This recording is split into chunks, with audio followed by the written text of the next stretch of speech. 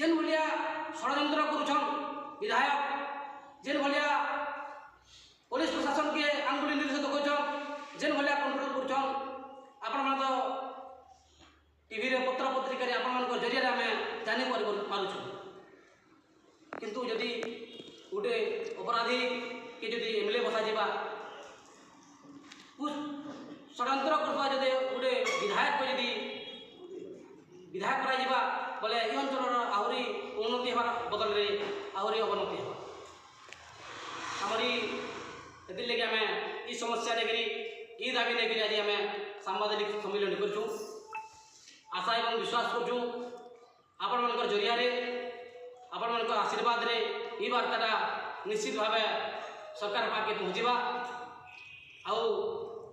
आम दाबी रखमु जे सरकार पाखे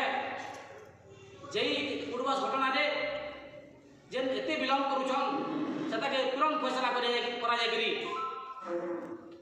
जहाँ कार्यानुष्ठान हवा कथा कार्यानुष्ठान करा जाए। जदि आम 5T कहमा 5T रे सबू समय वर्तिता हिसाब चलुचे सब ठीक ठाक चाहमा बोले सरोज महल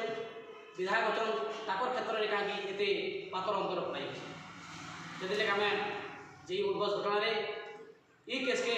जेहेतु ये केसटा स्वतंत्र विचारधीन हिसाब अच्छे स्पेशल कोर्ट रे तार विचारधीन अच्छे किंतु कहारी चाप पड़ी ये